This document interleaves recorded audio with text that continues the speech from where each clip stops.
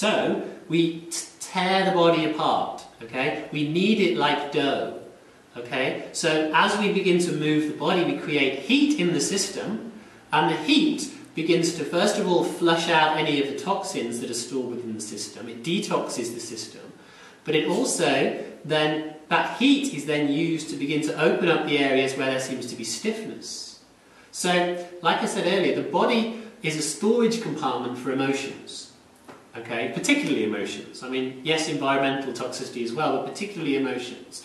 So that when in the past we've had a negative experience of some description, and the negative emotions were there in the body, but they were never expressed, okay, the emotions are then actually stored within the physical body, okay, because emotions are actually things, they're actually energy that vibrates. And if the body was used in the way that it was supposed to be used, which is that emotions are supposed to be experienced and then they leave us, just like a lightning conductor. They're experienced and then they leave us, okay?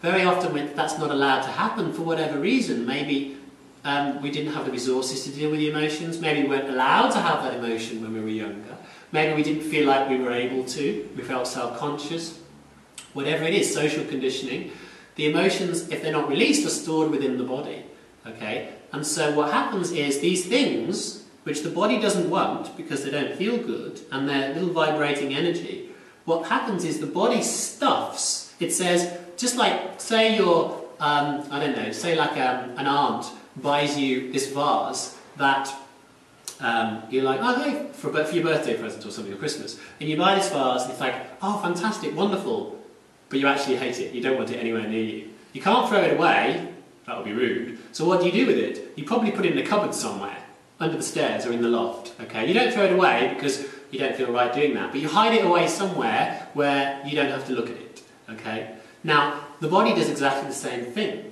The body, not wanting to have those emotions in the present day, because none of us really want to feel bad emotions, do we? It shoves them down into areas where the body considers to be somewhere you're not going to look. Now, where is that? So, it might be your hips. So it might be that because of who you are, and most of us in the Western world have extremely tight hips, okay? We're not used to sitting with our hips open, okay, in whatever position. You see babies do this all the time, yeah? In baby position, whatever, with then wide open hips. But very often as adults, you know, we don't sit with our hips open, and so the full movement of the hips becomes lost. And so a lot of the areas in the body become dead in many respects, which is to say that sensation doesn't go in there, so therefore neither does the consciousness of the mind. So the body considers that area to be somewhere you're not going to look, like a Pandora's box. So it shoves stuff in there. Might be the hamstrings, maybe they're tight, maybe that's not where you're going to look. Might be the lower back, it might be the shoulders, okay? So the body puts it away, stuffs it away in corners, okay, but it doesn't mean that it's gone. What happens is that it's still affecting you on a lesser level all of the time. So it might be just through tight tension that you're experiencing. It might be through experiencing an underlying level of anxiety, or just frustration at your partner because he won't do what I ask him to do, or he doesn't love me as much as he should, or whatever it is. Okay? And through the yoga practice, what we seek to do is begin to actually move those emotions out of the system. Okay? And we do that by accessing the areas where they're stored, by stretching and opening the areas where there's tension, which is the areas where there's inactivity, lack of life.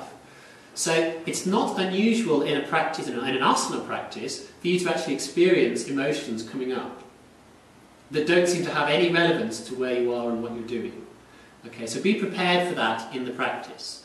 Some people often feel completely irrational anger when they're in downward facing dog or a forward bend. Some people can feel very teary when they're in hip openers. Other people can feel a huge amount of fear when they go into a back bend. Okay? So the emotions will begin to surface when we go into the body deeply. But it's okay. Yeah? The idea of the practice is to begin to cleanse the body of this stuff. Because otherwise it causes dis-ease. That's a lack of ease in the body. And if it's left there and not tended to, it can cause disease, which is what the word disease in the body. A lack of ease, which can manifest as problems physically in the body. So that's one of the reasons why you might do asana. Okay? But equally, okay, the mind and the body and the emotions are all working together in the system. It's like we have a trinity, a triangle of these three things. Okay? So what happens is that when one of these things is out of balance, the other two are thrown out of balance. So when the emotions are disturbed, so too is the mind. So the mind is agitated. And so if the emotions are disturbed, the chances are the body is also disturbed. Maybe we feel a tightness in our solar plexus. Maybe we have adrenaline pumping through our system and we start to shake. Equally, if the mind is disturbed, so too is the body. Okay? So if we're thinking thoughts all the time, the body is often in a state of tension as well. And the mind drives the emotions, so when we have thoughts, emotions begin to come up. So when the mind is out of balance, the other two are thrown out of balance. And the same is true for the body. When the body isn't feeling good, often emotions start to come up relating to that. Oh God, I feel awful. Why do I always feel awful? Maybe you feel sorry for yourself. Maybe you feel frustration. Maybe you feel anger. The mind goes on a party and decides that you're never going to be well again, or whatever it is, okay? So what I'm basically saying is that when one of these things are out of balance, the other two are out of balance. But if you can balance one of them effectively, you can balance the other two at the same time. And that's really what the yoga practice is seeking to do. And it does that through the medium of the body.